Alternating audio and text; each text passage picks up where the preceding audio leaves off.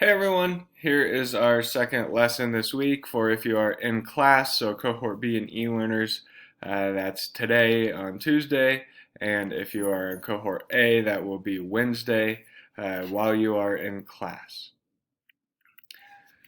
So as I just said, if you are in class, this is the electron, energy, and light POGL. You will need to complete that. In class, there is also an exit ticket for the day.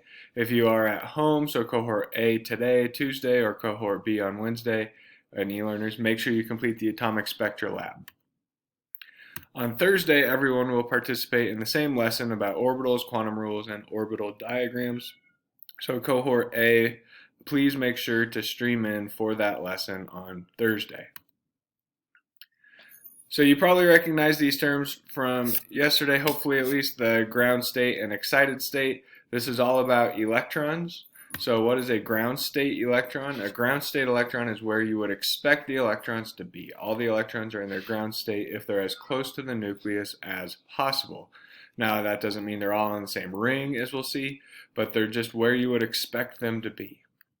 The electrons in an excited state, they're in a higher energy level. They're farther from the nucleus than where you think they would be. Those electrons have gained energy. They're farther from the nucleus, higher energy level, higher ring. So it's easiest if we think of this in terms of a Bohr model. So here's a Bohr model for boron 9. If we go ahead and draw this out, boron on the periodic table is atomic number 5, so it has 5 protons. The mass is 9, so it has 4 neutrons. But we're focused on the electrons here, so let's look specifically at the electrons. We need to place 5 electrons. So we would place 1 electron on the first ring and the second one on the first ring, and that ring is now full. So then we place 3, 4, 5 on that second ring. All of those electrons are in the ground state because they're as close to the nucleus as they can be. They can't be any closer than where they are. That's also where we would expect those electrons to be. But what if one of those electrons was on a higher energy level? So for example, if I take one of those electrons and I put it on the third ring, if it's on the third ring, now it's farther from the nucleus. It's gained energy from the nucleus, or gained energy, and so it's now on that third ring. And that one electron is said to be in an excited state.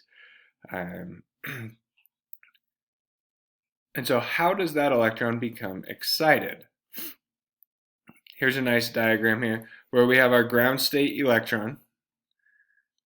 And then over here we have the absorption of a photon. So a photon of light, a particle of light, comes and hits this electron. And the electron then, if it has enough energy, will absorb that photon. But because photons are energy, it's gaining energy. So the electron must jump to this higher energy level. That's an excited state.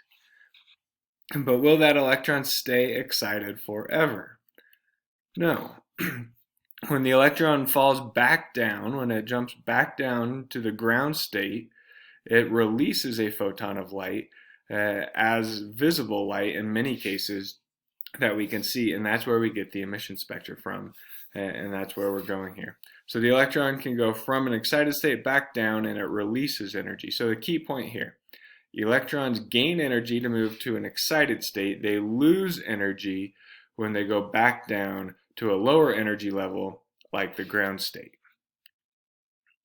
So let's look at just hydrogen here. Here we have the energy is being absorbed. So when an electron absorbs energy, it goes from a low energy level to a higher energy level. And here are 4 examples right here of what happens when the electron goes back down.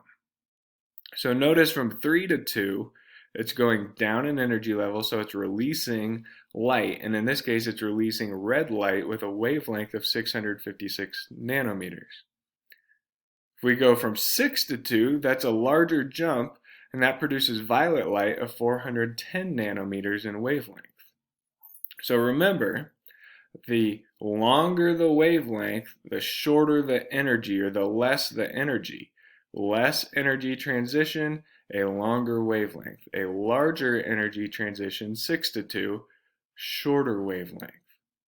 And that only makes sense because as the transitions increase, there must be more energy that's being released. Green and blue obviously fit right into that same pattern here, and so we're just looking at the extremes.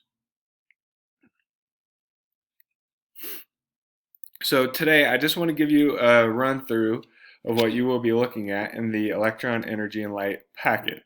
It's looking at these electron transitions, and it starts with Model 1, and Model 1 looks at white light being passed through a prism. Now I know these arrows are off a little bit, that's okay, but notice when you pass white light through a prism, you get a full spectrum, reds all the way through violets.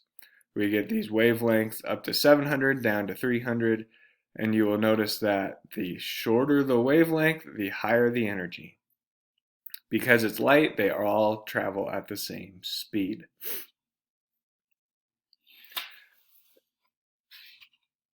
It's labeled plural, reds, oranges, yellows, greens, blues, because it's a full spectrum, right? As I talked about yesterday, where does red transition into orange? Where does that actually happen? And in this case, we say it happens right at about 625 nanometers. Is it exactly there? No, but that is okay because it's a spectrum. It's about where that transition happens. When you turn the page to Model 2, you will see this diagram. And with this diagram, it's a little confusing to look at sometimes. So there's boron's emission spectrum down here. There's hydrogen's emission spectra up here.